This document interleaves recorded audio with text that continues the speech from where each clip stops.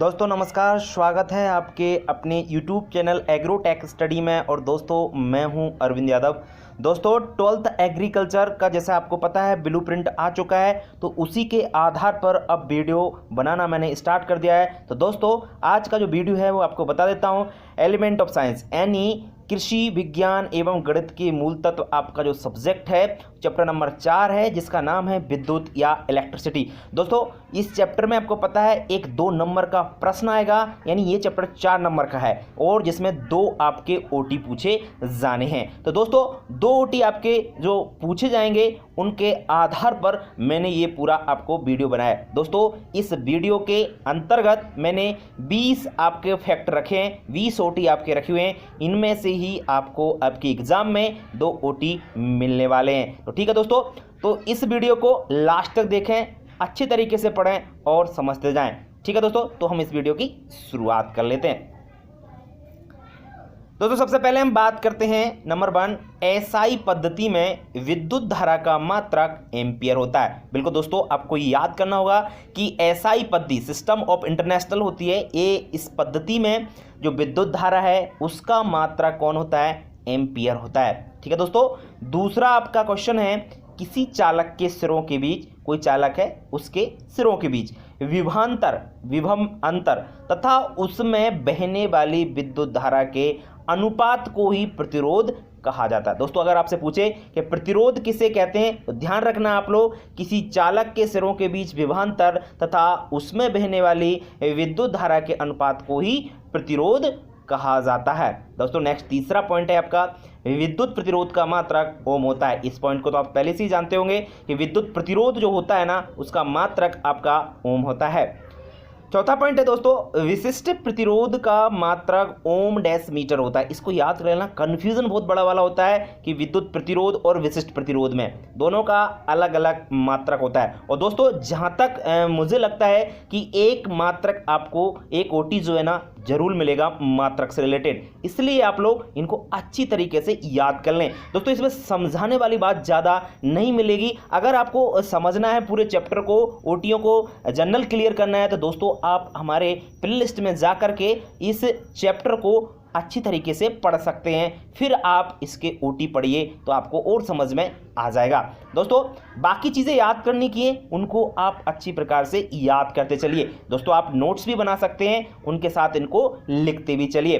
दोस्तों 5वां पॉइंट है, गतिमान आवेश को ही विद्युत धारा कहते हैं। दोस्तों विद्युत धारा क्या होती है? विद्युत धारा का मतलब आवेश अगर गति कर रहा है, आवेश क्या कर रहा है? गतिमान स्थिति में है, तो उसी को ही कह सकते हैं हम, ये आपकी क्या है? विद्युत धारा है।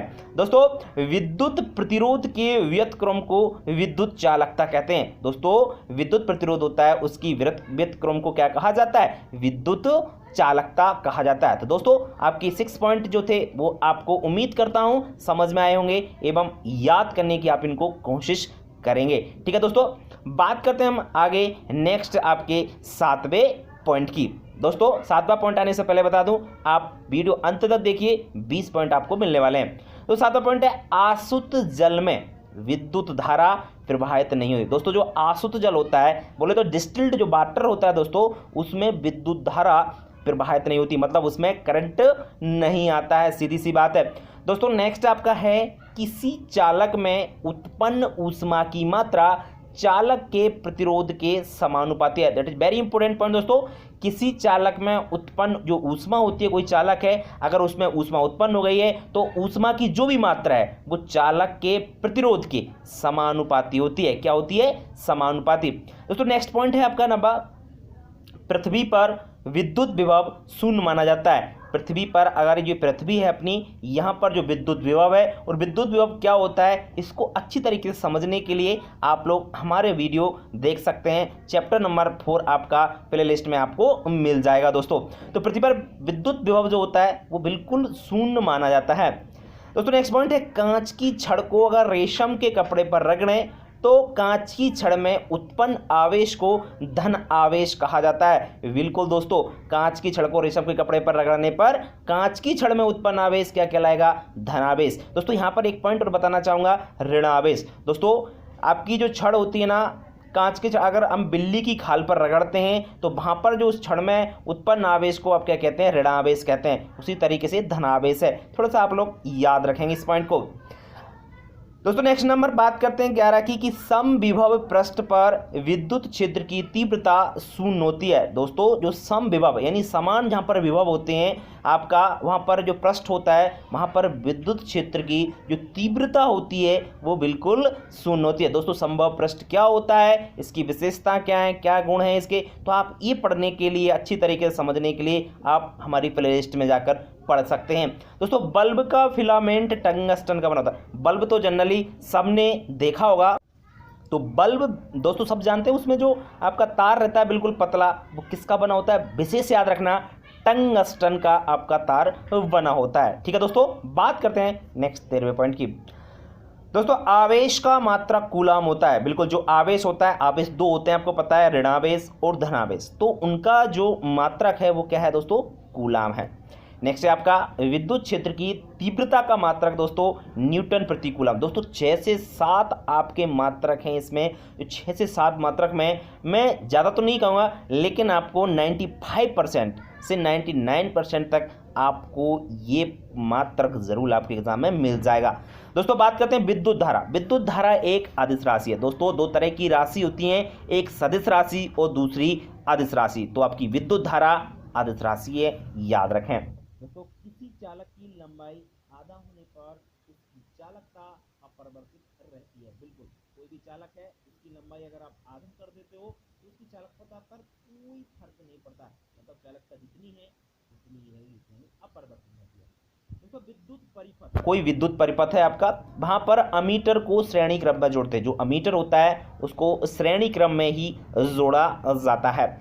हीटर का तार नाइक्रोम का बना होता है। दोस्तों हीटर तो सब लोग जानते ही होंगे, हीटर में जो तार होता है जो गर्म होता है, लाल हो जाता है, वो नाइक्रोम का बना होता है। किसका बना होता है, नाइक्रोम का। दोस्तों संयोजक तार 19वां पॉइंट है आपका, संयोजक तार तांबा या एल्यूमिनियम के होते हैं। बिल्कुल संयोजक तार कौन से होते हैं दोस्तों, जिनसे आपको जो आपकी लाइट आती है घर में, आपकी जो इलेक्ट्रिसिटी है, जो करंट आ रहा है, दो तार के द्वारा आता है, तो उनको संयोजक तार कहते हैं। और जो तार होते हैं तो या तो आपके एल्यूमिनियम के बने होते हैं या आपके कॉपर के बने होते हैं। दोस्तों लास्ट पॉइंट है आपका 20, इसका है अभ्रक विद्युत का कुचालक होता है। बिल्कुल अभ्रक आपका खनिज जो कि भूमि मिट्टी पृथ्वी में पाया जाता है जनरली, और ये विद्युत का कुचालक होता है। और कुचालक का मीन्स तो आप अच्छी तरह जानते हो कि ये दो तरह के होते हैं, एक सुचालक होता है, दूसरा कुचालक। सुचालक यानी जिसमें आपका करंट आ जाए, और कुचालक जिसमें करंट ना जाए। ठीक है दोस्तों, तो 20 पॉइंट मैंने आपको बताया दोस्तों।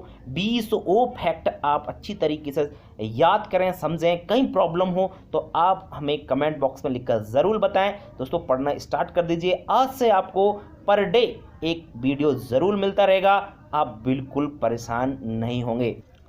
दोस्तों अगर आपको एग्रीकल्चर से संबंधित, चाहे आपका 12th हो या आप पीएटी के छात्र हो या आप किसी एग्रीकल्चर कंपटीशन की तैयारी कर रहे हो, तो कहीं भी आपको कैसा भी प्रॉब्लम होता है तो आप हमसे संपर्क कर सकते हैं। दोस्तों आप पता ही है हमारा मोबाइल नंबर 7224002628 पर आप कॉल कर सकते हैं। ठीक है दोस्तों, तो ये थे आपके 20 पॉइंट। दोस्तों मैं ज़्यादा तो नहीं, लेकिन कह सकता हूँ कि 100% इसमें से आपके 2 क्वेश्चन मिल जाएंगे। मतलब 2 क्वेश्चन मतलब 2 ओटी पूछे जा रहे हैं इस चैप्टर से, तो दोनों ही ओटी आपको मिलने वाले हैं। ठीक है दोस्तों, वीडियो कैसा लगा, वीडियो अच्छा लगा हो तो वीडियो को लाइक करें और अपने दोस्तों को शेयर करना बिल्कुल ना भूलें दोस्तों, जिससे उनका भला हो सके। दोस्तों वीडियो को शेयर कीजिए। नमस्कार।